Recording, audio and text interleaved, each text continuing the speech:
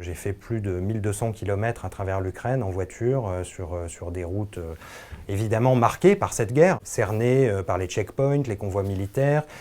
Donc c'était aussi une manière, si vous voulez, par la route, en faisant cette route, c'était une manière de comprendre comment le pays basculait dans la guerre, de pouvoir à la fois accompagner les gens qui partaient, qui fuyaient le pays, mais aussi ceux qui restaient sur place, ceux qui avaient décidé de résister, de monter des barricades, de prendre les armes dans les villes.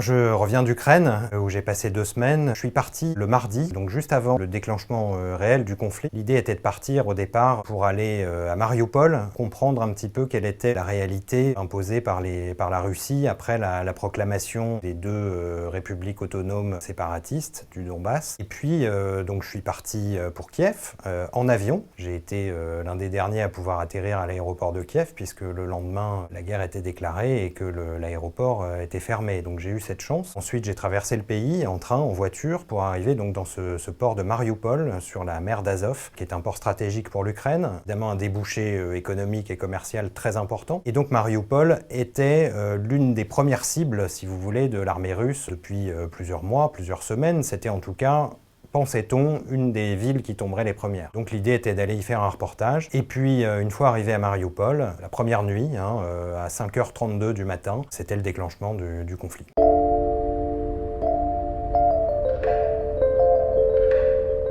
On voit que depuis quelques jours, le siège de Mariupol s'est renforcé, la ville est quasiment encerclée maintenant. Donc oui, la population civile a fui en masse cette ville et on peut s'attendre là à une escalade vraiment de ce côté-là. Donc Mariupol risque fort de tomber complètement ces prochains jours. On a vu très vite les familles se replier, les femmes et les enfants.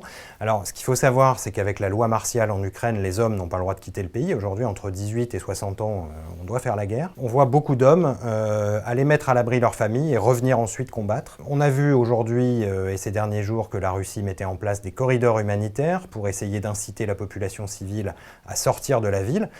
Qu'est-ce que ça veut dire? C'est que après, quand il ne restera plus que ceux qui n'ont pas fui, la Russie considérera qu'il ne reste que les combattants. Et dans ce cas-là, on va pouvoir passer à une phase de la guerre beaucoup plus intense, beaucoup plus dure, avec sans doute des bombardements, si la ville ne tombe pas complètement, des bombardements beaucoup plus durs.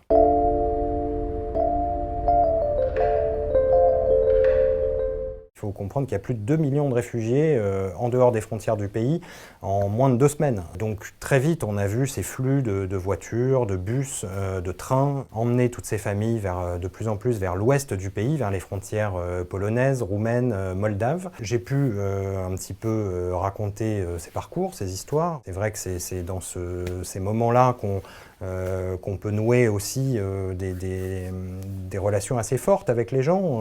Et c'est là que j'ai pu comprendre aussi l'ampleur de cette guerre sur le plan humain et sur le plan historique. On a aussi, comme je le disais tout à l'heure, une partie de la population qui a décidé de prendre les armes, de résister. Une résistance qui ne sera pas pacifique, parce que voilà, il faudra sans doute combattre pour repousser l'assaut russe. Mais j'ai trouvé, comme dans tout le pays, et c'est quelque chose qui ressort de ces 2 premières semaines de guerre, un courage et une force assez extraordinaire de la part de la population ukrainienne. Et c'est une des scènes qu'on raconte dans notre reportage sur la plage d'Odessa, au moment où toute la population est en train de s'affairer à remplir des sacs de sable pour monter des barricades, et on tombe sur ce jeune homme qui commence à chanter un air d'opéra.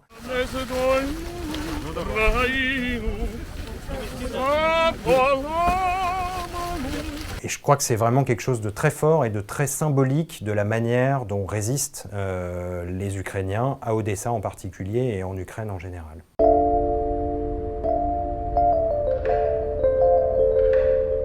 Ce qu'il faut bien comprendre aussi, c'est que pour l'instant, il est relativement facile de travailler en Ukraine. Il y a encore de l'électricité, de l'eau, des réseaux téléphoniques, Internet.